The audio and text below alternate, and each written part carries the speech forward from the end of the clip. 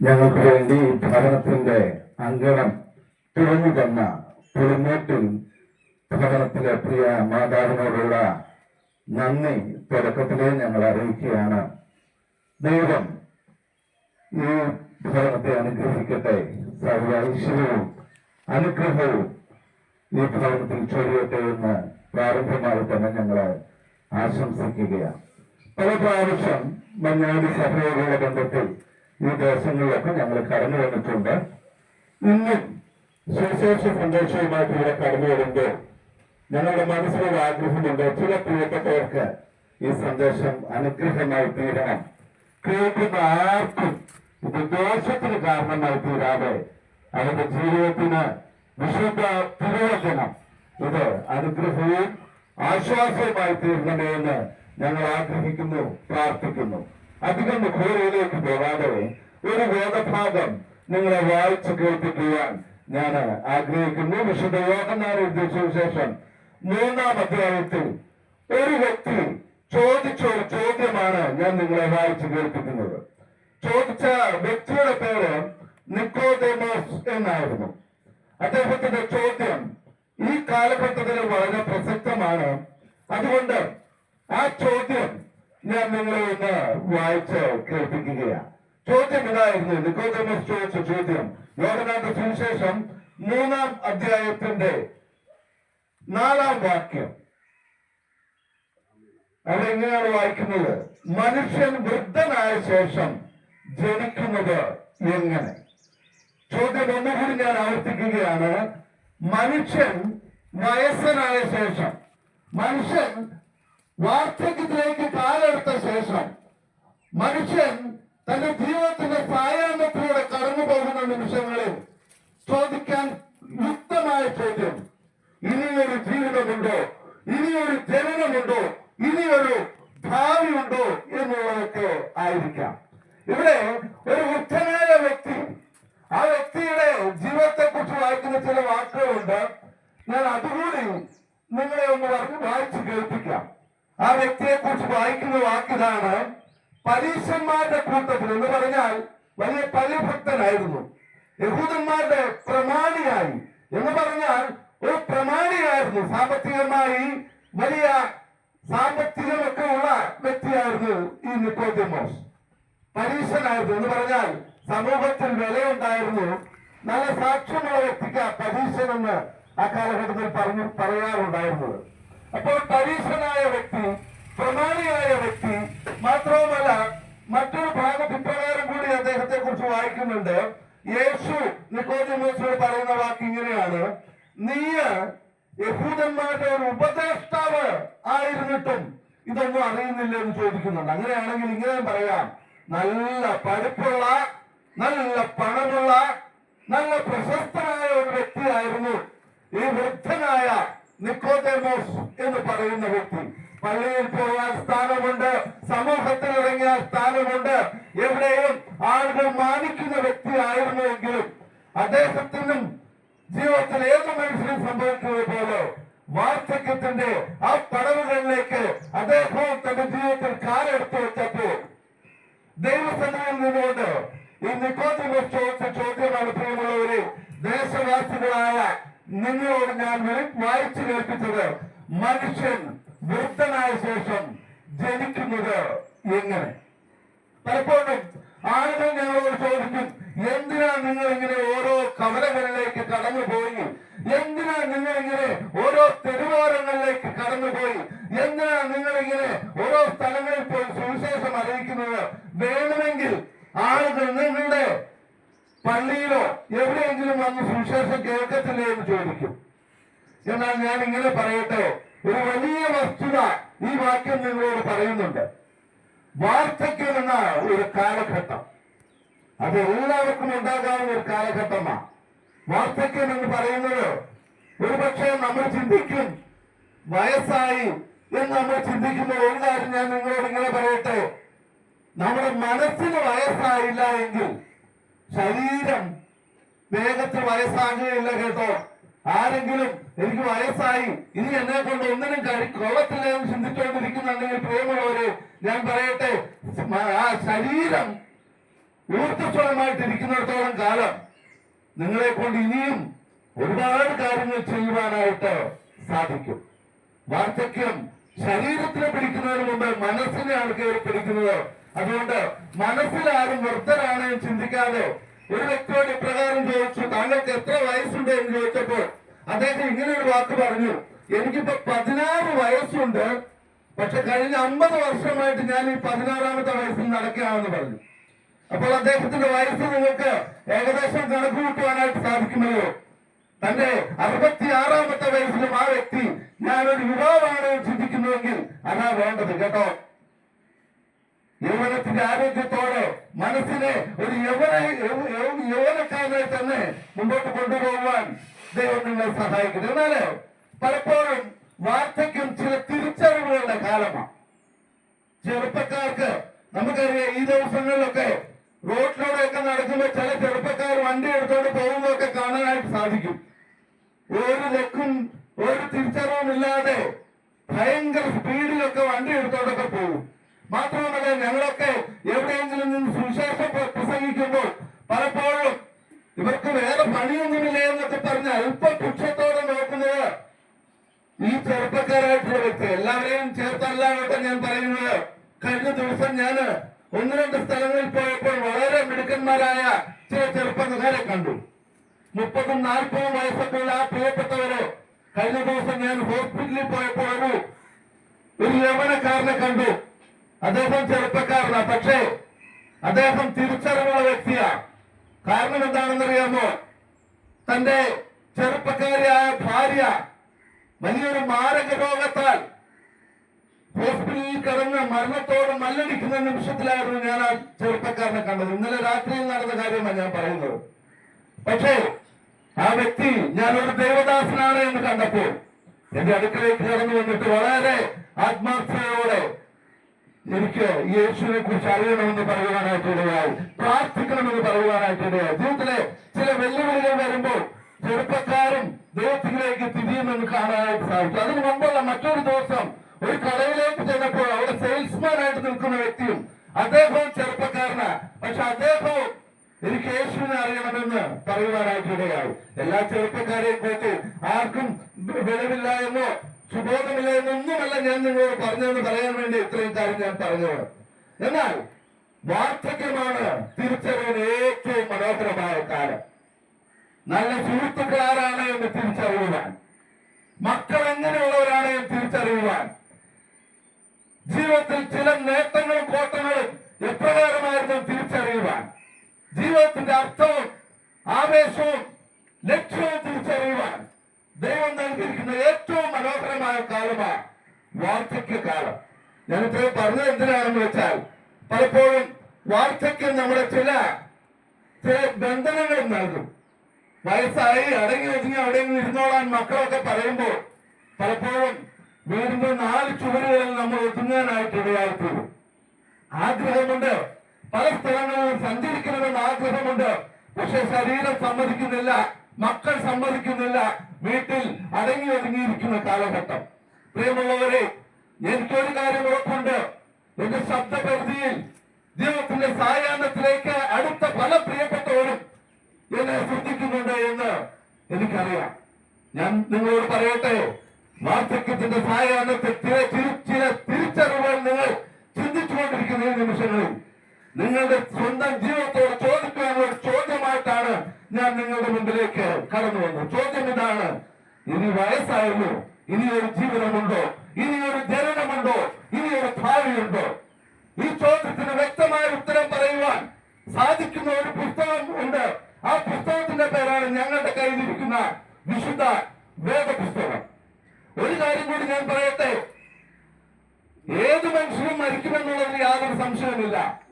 ചെറുപ്പക്കാരനാണെങ്കിലും പ്രായമുള്ളവനാണെങ്കിലും അവരോരോരുത്തരും sister Mary ബെനിറ്റ് പറഞ്ഞതുപോലെ മരിച്ചതും ജനിച്ചമർത്തരൊക്കെയും വിതർക്കമെന്ന് ഒരുത്തരും പറഞ്ഞിടാത്ത സത്യമാണെങ്കിലും മരിച്ചതിന്റെ പിൻപിൽ മറ്റൊരു അന്തമറ്റ ജീവിതം മരിച്ചിടുന്നതാണ് മറ്റൊന്നുള്ളതെന്ന ഓർക്കണി എന്ന് സിസ്റ്റർ മേരി ബെനിറ്റ് പറഞ്ഞതുപോലെ മരിച്ചിടുമെന്നുള്ളതിന് യാതൊരു സംശയവുമില്ല. എന്നാൽ മരണക്കിടക്കയിലാണ് മനുഷ്യൻ ആരായിരുന്നു എന്നുള്ളത് വ്യക്തമായിട്ട് ബോധ്യപ്പെടുന്നത് എന്നുള്ളത് യാതൊരു സംശയവുമില്ല.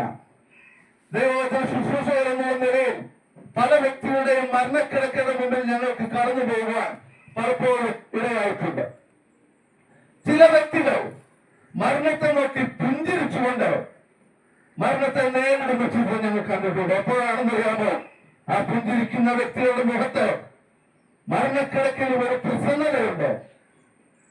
ഞാൻ എന്റെ പിതാവിന്റെ മരണക്കിടക്കിൽ നിന്ന് ഞാൻ ഓർക്കുന്നു. അദ്ദേഹം വളരെ ശാരീരികമായി ബലഹീനനായിട്ട് നിൽക്കുമ്പോൾ ആ മരണക്കിടക്കയിൽ നിന്നുകൊണ്ട് ഇങ്ങനെ പറഞ്ഞുകൊണ്ട് പോകാനായിട്ട് ഇടയായി. എന്നെ എതിരേൽക്കുവാൻ ഒരു വലിയ കൂട്ടം ആളുകൾ കടന്നു വരുന്നു എന്ന് പറഞ്ഞ് ഞാൻ അങ്ങോട്ട് പോവുക മക്കളെ എന്ന് പറഞ്ഞ് എന്റെ പിതാവ് കടന്നു പോകുക ഞാൻ കാണുവാനായിട്ട് ഇടയായി. പ്രസന്നതയോടെ പ്രത്യാശയോടെ മരണത്തെ പുൽകുന്ന വ്യക്തി ജീവിതങ്ങളുണ്ട്. എന്നാൽ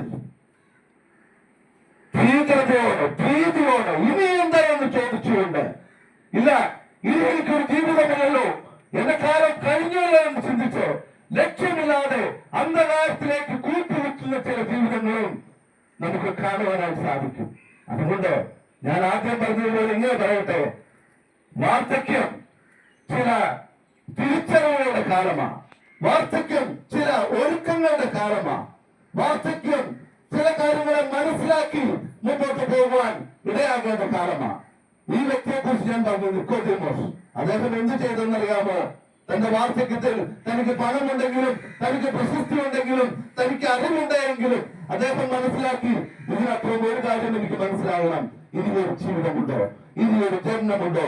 ആ ലക്ഷ്യം വ്യക്തമായി മനസ്സിലാക്കുവാൻ, ആ ലക്ഷ്യത്തിലേക്ക് അടുത്തു ചെല്ലുവാൻ ഒരു വ്യക്തിയുടെ അടുത്തേക്ക് അദ്ദേഹം ചെന്നു. അദ്ദേഹത്തിന്റെ പേരാണ് കർത്താവായ യേശുക്രിസ്തു. കർത്താവായ യേശുക്രിസ്തു നിക്കോദീമോസിനോട്, വൃദ്ധനായ നിക്കോദീമോസിനോട്, വിലയാർന്ന കരങ്ങൾ കൊണ്ട് യേശുവിന്റെ അടുത്തേക്ക് കടന്നു വന്ന നിക്കോദീമോസിനോട്, ജീവിതത്തിന്റെ സായാഹ്നത്തിൽ നിൽക്കുന്ന നിക്കോദീമോസിനോട് കർത്താവായ യേശു പറഞ്ഞു, ഉണ്ട് നിക്കോദീമോസേ, ഈ വാർദ്ധക്യത്തിന് ശേഷം ഇനിയും ഒരു ജീവിതമുണ്ട്. ഈ ജീവിതം ചില നാളുകളേ ഉള്ളൂ. മനുഷ്യന്റെ ആയുസ് എത്രയുണ്ടെന്ന് ചോദിച്ചാൽ നമ്മളൊക്കെ പറയും ഏറിയാൽ 70, ഏറെയായാൽ 80.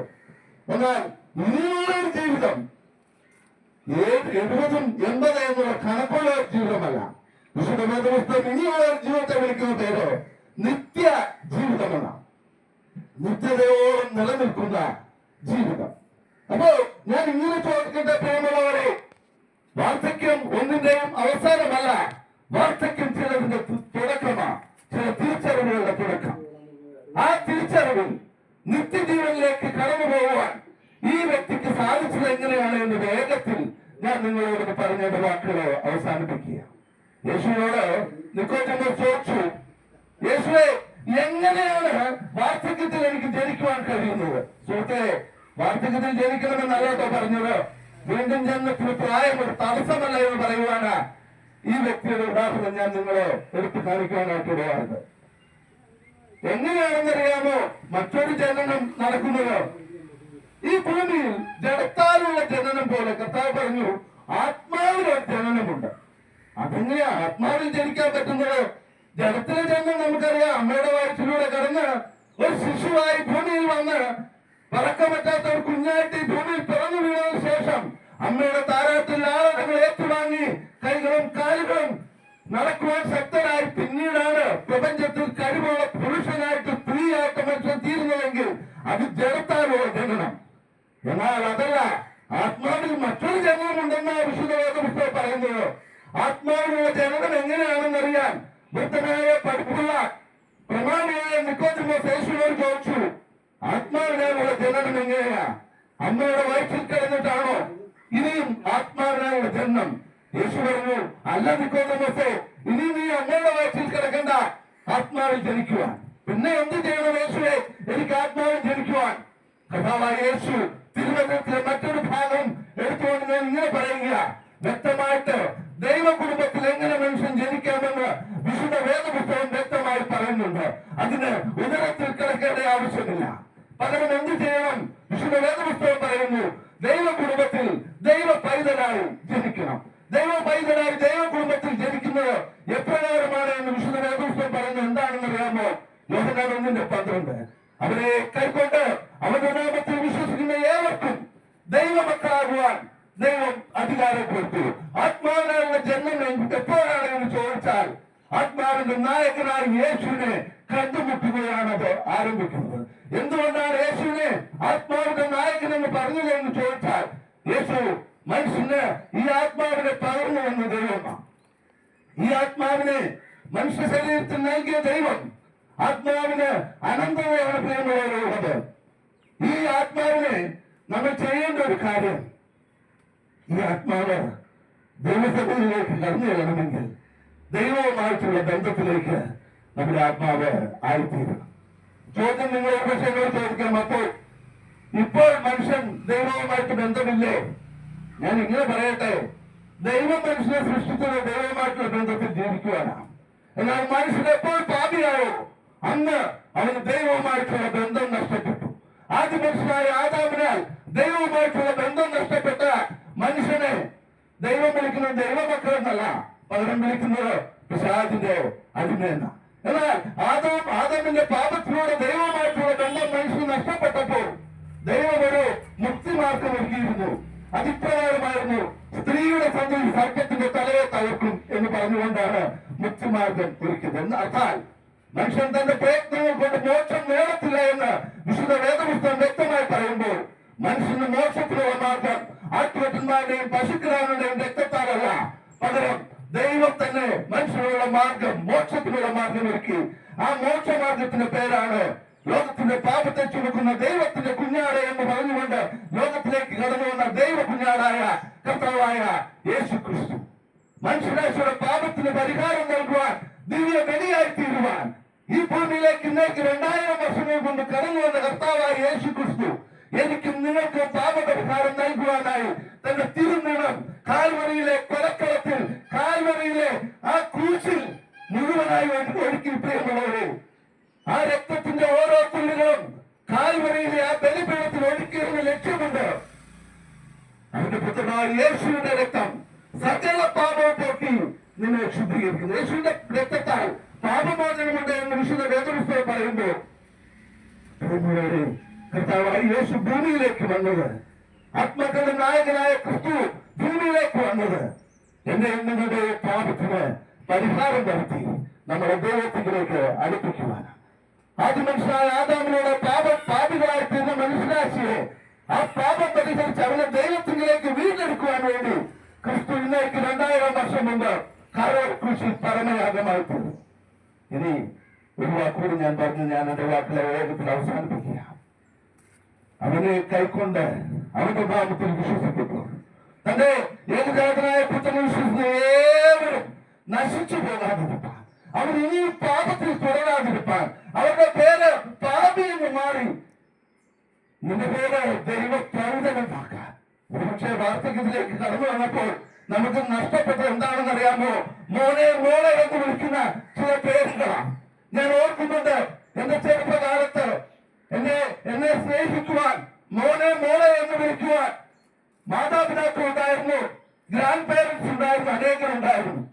പക്ഷേ വയസ്സിന്റെ പ്രായം ഓരോ പടവുകളായിട്ട് നീങ്ങുമ്പോൾ പ്രേമയോടെ നഷ്ടപ്പെടുന്നത് ആ സ്നേഹമാണ്, ആ ബന്ധങ്ങളാ, മോനെ എന്ന് വിളിക്കുന്ന ചില വ്യക്തിവിശേഷങ്ങൾ. എന്നാൽ ഇന്നും വാർദ്ധക്യത്തിലായിരിക്കുന്ന നിങ്ങളെ മോനെ എന്ന് വിളിക്കുവാൻ ഒരാൾ ആഗ്രഹിക്കുന്നത് ദൈവമായ ദൈവം.